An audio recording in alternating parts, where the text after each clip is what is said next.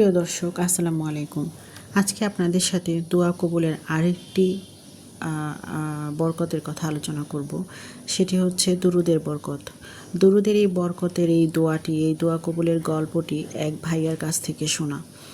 এই গল্পটি এক ভাইয়া শুনিয়েছেন। আসলে যিনি হচ্ছে একদম নামাজহীন গাফিলতি জীবনযাপন করেছেন, যিনি এক সময় নামাজহীন ছিলেন, গাফিল জীবনে ডুবেছিলেন, তিনি ইমানের পথে ছিলেন না। তো আজকে এই গল্পটা হচ্ছে একদম ওনার।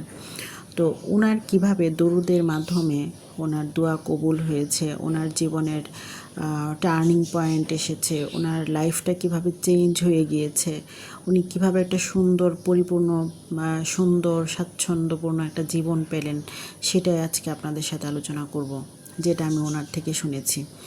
তিনি বলেন, আমি 5 ওয়াক্ত নামাজ ঠিক মতো পড়তাম না, দিন নিয়ে ভাবনাও ছিল না, জীবনে শুধু হতাশাই ছিল। চাকরি নেই, সংসারে টানাপোড়েন, আত্মীয় স্বজনদের কাছে অপমান, সব মিলিয়ে হতাশার অতল গহ্বরে ডুবে যাচ্ছিলাম। একদিন হঠাৎ করে ইউটিউবে দুরুদের ফজিলত নিয়ে একটি লেকচার শুনি। ফজিলত দেখে নিয়ত করলাম একবার চেষ্টা করে দেখি কি হয়। আমি ঠিক করলাম প্রতিদিন 1000 বার দুরুদ পড়ব, 40 দিন পর্যন্ত। প্রথম কয়েকদিনই মনে হচ্ছিল ভেতরের ভার যেন একটু হালকা হয়ে যাচ্ছে।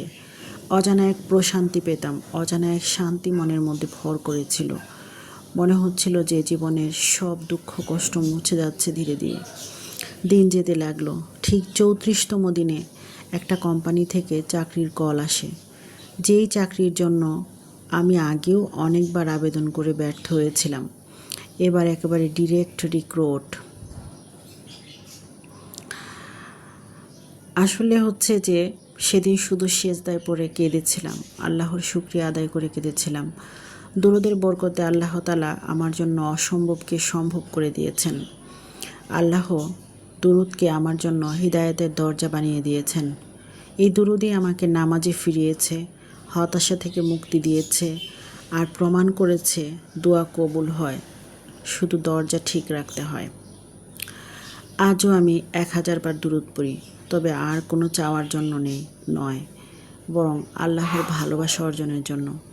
আসলে দোয়া কবুলের এই ছোট ছোট গল্পগুলো, দুরুদের মাধ্যমে, ইস্তেগফারের মাধ্যমে যে আমাদের দোয়াগুলো কবুল হয়, এবং এত সুন্দরভাবে আল্লাহ আমাদের জন্য পরিকল্পনা করে রেখেছেন, এগুলো আসলে একমাত্র আল্লাহই জানেন। আর আমরা শুধু মুগ্ধ হই। আমরা শুধু আমাদের যখন দোয়াগুলো কবুল হয় তখনই আমরা আল্লাহর শুকরিয়া আদায় করি, আলহামদুলিল্লাহ আলহামদুলিল্লাহ আলহামদুলিল্লাহ। কিন্তু আমাদের সর্বময় অবস্থায় সুখে দুঃখে আল্লাহ শুকরিয়া আদায় করা উচিত। আল্লাহ মহান।